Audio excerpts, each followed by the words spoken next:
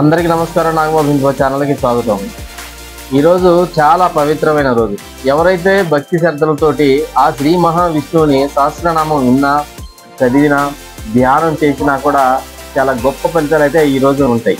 ఎందుకంటే ఈరోజు ఆ శ్రీ మహావిష్ణువు యోగ నిద్రలోకి వెళ్ళేటటువంటి రోజు అనమాట. ఈ రోజు నుంచి భూమిపైన ఆధ్యాత్మిక శక్తుల ప్రభావం మారుతుంది. ఈ తొలి ఏకాదశి ఒక పవిత్ర ఆధ్యాత్మిక ప్రయాణం మొదలైన రోజు. మనం హిందూ పురాణాల్లో మనకు తెలియనటువంటి ఎన్నో రహస్యాలను ఈరోజు మనం తెలుసుకోబోతున్నాము. సో మరి ఇంకెందుకు ఆలస్యం, లెట్స్ స్టార్ట్ అవర్ వీడియో. తొలి ఏకాదశి అనేది ఆషాఢ మాసంలో మొదటి వారంలో వచ్చే ఇది శుద్ధ ఏకాదశి రోజున వస్తుంది. ఇది శయాన ఏకాదశి, దేవశయాన ఏకాదశి లేదా హర్షయాన ఏకాదశి అనే పేర్లతో కూడా పిలువబడుతుంది.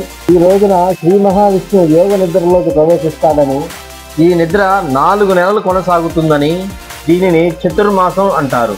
దీనిని విశేషమైన ఆధ్యాత్మిక కాలంగా పరిగణిస్తారు. ఈ రోజున ఉపవాసం చేసి భగవంతుని భక్తి శబ్దంతో ఆరాధిస్తారు. ఉపవాసం చేయడం వల్ల మన కర్మలు తొలగిపోతాయని, మోక్షం లభిస్తుందని మన పురాణాలు చెబుతున్నాయి. ఈ రోజు నుండి శ్రీ మహావిష్ణువు కార్తీక శుద్ధ ఏకాదశి, ఉత్తన ఏకాదశి వరకు ఆయన యోగ నిద్రలో ఉంటాడు. భక్తులు ఈ రోజు నుండి 4 నెలల పాటు మన హిందూ ఆచార నియమాలు పాటిస్తూ ముక్తిని పొందుతారు. ఈ రోజున పుణ్యకార్యాలు, దాన ధర్మాలు చేయటం వలన విశేషమైన ఫలితాలు ఉంటాయని, అదేవిధంగా ఋషులు, యోగులు కూడా ఈ రోజు నుండి భక్తి శ్రద్ధలతోటి మంచి ధ్యానానికి అనుకూలమైన శక్తిగా విశ్వం చాలా ప్రతికూల అవకాశాలని ఇస్తుందని మన పురాణాలు చెబుతున్నాయి. చక్కగా ఈరోజు ఉదయాన్నే లేచి స్నానం చేసి ఉపవాస దీక్షతో మొదలవుతుంది. శ్రీ మహావిష్ణువు లేదా శ్రీ వెంకటేశ్వర స్వామిని ధ్యానిస్తూ పూజలు నిర్వహిస్తారు. పూజ తర్వాత ఆ శ్రీ మహావిష్ణువు సహస్రనామం పఠనం చేయటం వల్ల విశిష్టమైనటువంటి గొప్ప ఫలితాలు ఉంటాయి. ఉపవాసం చేసేవారు రాత్రి వరకు చాలా భక్తి శ్రద్ధలతోటి చాలా నిష్ఠగా ఉండాలి. మరుసటి రోజు ద్వాదశి ఉదయం పార్థివ భోజనాన్ని చేసి వ్రతాన్ని పూర్తి చేస్తారు. ఈ తొలి ఏకాదశి అనేది ఆధ్యాత్మికంగా గొప్ప ప్రాముఖ్యత కలిగినటువంటి రోజు.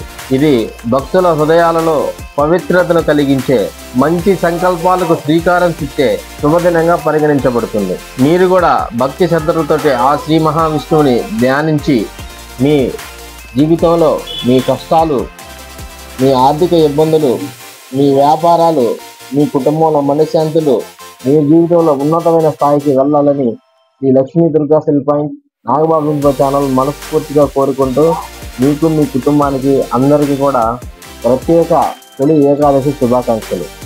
Thank you.